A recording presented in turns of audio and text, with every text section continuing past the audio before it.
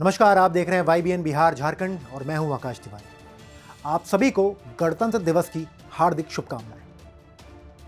26 जनवरी गणतंत्र दिवस। आज ही के दिन हम संविधान का सम्मान करते हैं, परेड देखते हैं, तिरंगे को सलामी देते हैं और गर्व से कहते हैं हम भारत के नागरिक हैं। लेकिन क्या आपने कभी सोचा है कि जिस तिरंगे को हम आज बिना डर के फहराते हैं, उसके लिए कभी कुछ बच्चों ने अपनी छाती आगे कर दी थी। ऐसे बच्चे जिनकी उम्र किताबें पढ़ने की थी, जिनके हाथों में कलम होनी चाहिए थी, लेकिन उनके हाथों में था तिरंगा और सामने थी अंग्रेजों की बंदूकें। आज की यह कहानी बिहार के उन 7 वीर छात्रों की है जिन्होंने 11 अगस्त 1942 को पटना के सचिवालय पर तिरंगा फहराने के लिए अपनी जान दे दी। गणतंत्र दिवस पर इन शहीदों को याद करना सिर्फ इतिहास को याद करना नहीं, बल्कि यह समझना है कि आजादी और लोकतंत्र की नींव कितनी कुर्बानियों से बनी। आज की यह कहानी कोई किताब की लाइन नहीं है, यह लहू से लिखी हुई इबारत है। 1942 का साल, पूरा देश उबल रहा था। महात्मा गांधी ने नारा दिया था, अंग्रेजों भारत छोड़ो। हर गली हर मोहल्ले में आजादी की आग जल रही थी। बिहार भी पीछे नहीं था। जब डॉक्टर अनुग्रह नारायण सिंह को गिरफ्तार किया गया तो छात्रों में खून खौल उठा।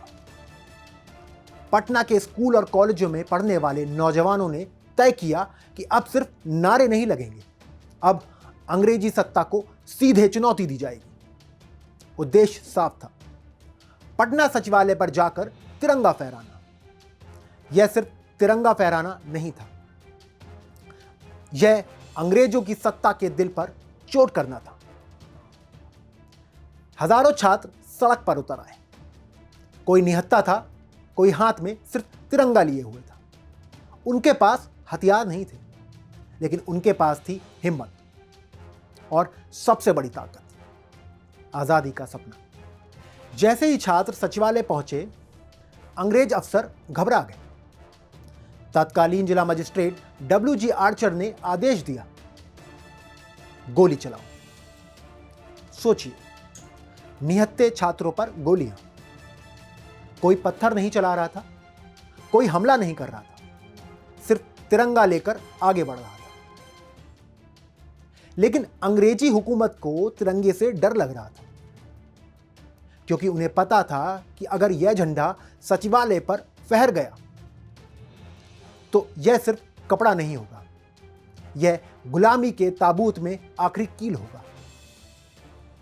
फिर गोलियां चली। यह कोई आम दृश्य नहीं था।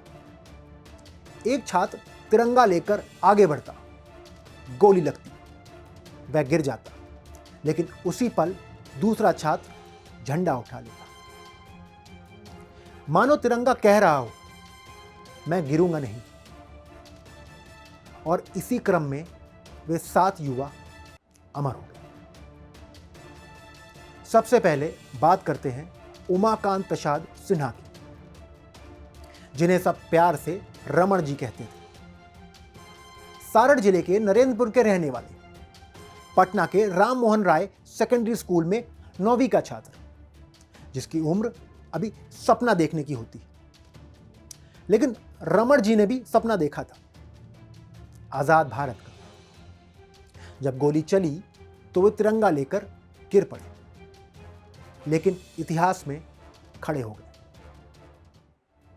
दूसरे शहीद थे पटना जिले के शहादत नगर, आज के धनरुआ के निवासी रामानंद सिंह। वही स्कूल, वही कक्षा, 9वीं।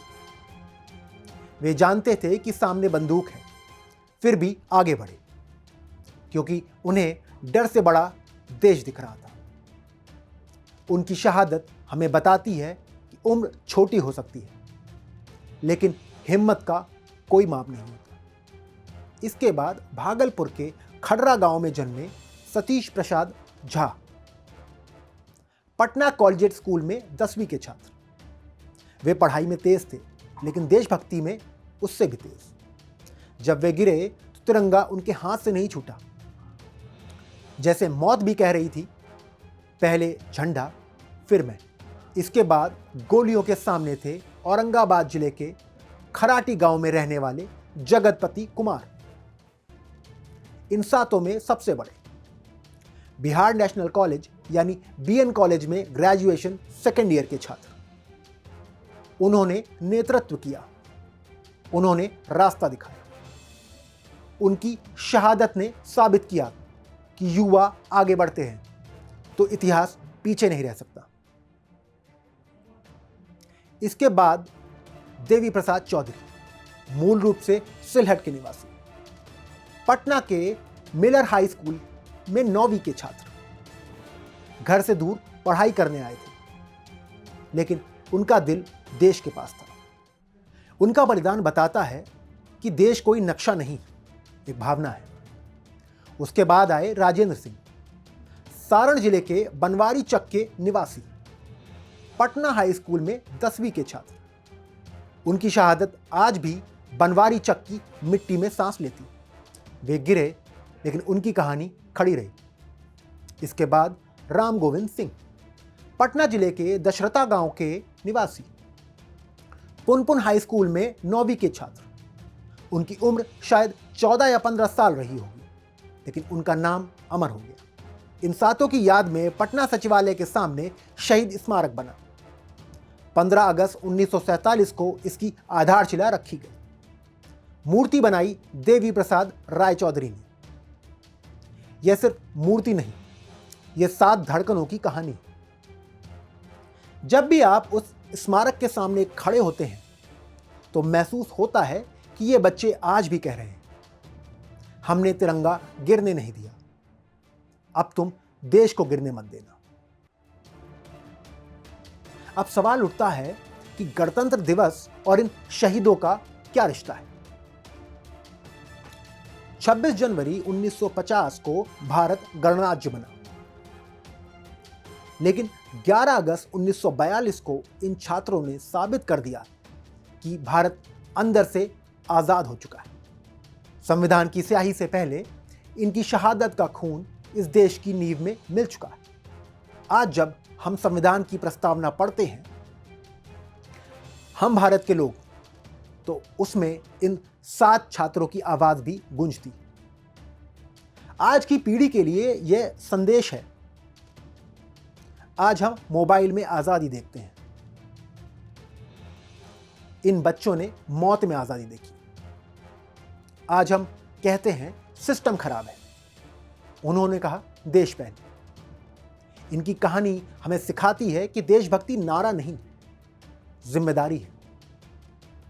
अगर वे 15 साल की उम्र में तिरंगे के लिए मर सकते हैं, तो हम अपने देश के लिए ईमानदारी से जी तो सकते हैं। आज गणतंत्र दिवस पर जब तिरंगा लहराए तो सिर्फ रंग मत देखिए, उसमें रमण जी का खून, रामानंद की सांस, सतीश का सपना, जगतपति की हिम्मत, देवीपत का त्याग, राजेंद्र का संघर्ष और राम गोविंद की शहादत है। यह तिरंगा कपड़ा नहीं है, यह 7 दिलों की धड़कन है। तो आइए आज 26 जनवरी पर इन 7 वीर छात्रों को याद करते कहते हैं, हम आपका बलिदान नहीं भूलेंगे, हम इस गणतंत्र को कमजोर नहीं होने देंगे, हम तिरंगे को हमेशा ऊंचा रखेंगे, क्योंकि आपने सिखाया था तिरंगा झुक सकता है लेकिन भारत नहीं। जय हिंद।